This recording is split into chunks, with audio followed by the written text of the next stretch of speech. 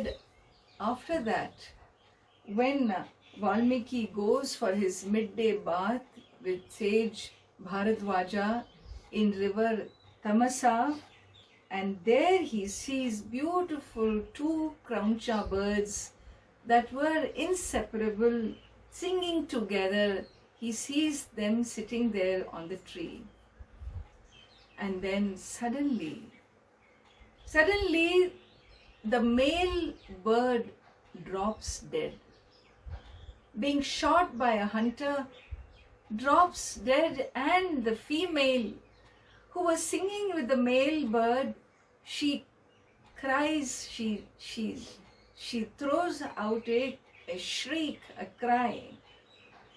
And that cry of pain that he felt in the voice of that female bird,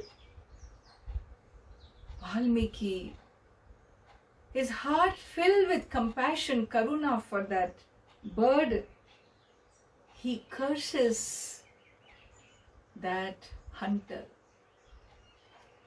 Ma nishada pratishtham tvam agama shashwati samaha yat krauncha mithunadekam avadhi kama mohitam.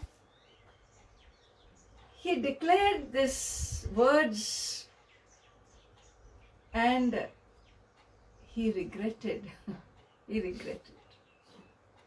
Once he declared these words, he regretted, because how could he curse? He thought, how can I curse? A karuna, a act of compassion to one cannot become a curse for the other. And so he tells Bharadwaja, Shokartasya pravritto me shloko bhavatu na anyatha. And so may me, who was driven by shoka, grief, and I said what I said, oh, may this not be so. May it turn into a verse of a blessing. May it be a poetry, may it have a meter. And so he declares this to Bharadwaja and returns to the hut. He comes back to his hut, but he is sad. He is so sad, he is so aggrieved, he is sitting there because his sentiments, he knew what he had felt. And at that time, Brahmaji comes. He is so oblivious, he doesn't even do his ritual of hospitality.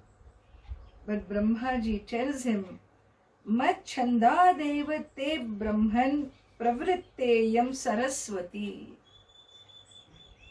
What has emerged, what you have composed is indeed a shloka, and it has happened by my will. Saraswati's blessings this has been. Tasma, therefore, Ramasya charitam kritsnam kurutvam rishi sattama. May you use the same meter to write the story of Sri Rama. Kuru Rama katham punyam shloka baddham manoramam. Kuru, write. You have heard Sage Narada, now you write this story in this shloka that you have uttered, because the whole meaning of that verse I explained to you in the beginning of Ramayana itself. It was absolutely opposite of what he thought.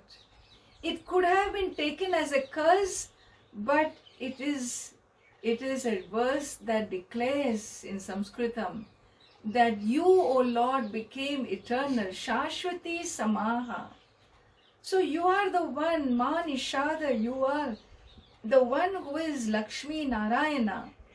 You are the Pati of Ma Lakshmi, and you became established for eternal years, because Kama Mohitam Ravanam Ekam Avadihi, you killed that one Ravana, you took away the source of Asura Shakti from the planet, you removed that, and you have gained glory for eternal years. Thus, the whole meaning was transformed, and Brahmaji tells Valmiki, blesses him, Kuru Rama Katham Punyam Shloka Baddha Manohar Ramam Yavasthasyanti Girayaha Saritascha Mahitale. Rama Katha, the story of Rama, Sri Rama, will continue as long as the hills exist, as long as on this earth there are rivers, streams flowing, water flows, and mountains exist. So long in the three worlds, the story of Sri Rama will be known. The glory of Sri Rama will be known. And so, what is there in it for us? Well, what is not there in it for us?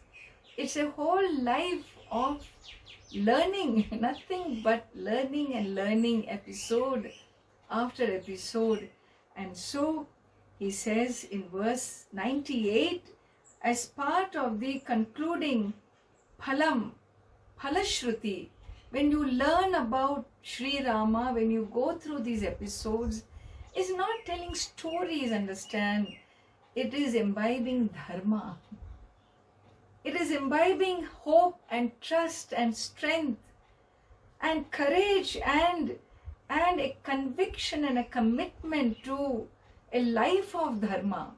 That's what Ramayana gives. That's why you never get tired of listening. You never get tired of watching these plays. I have watched hundreds of plays from so many groups of children, Ramayana. Everybody does Ramayana. And you never get tired because it is eternal. It's an archetypal story.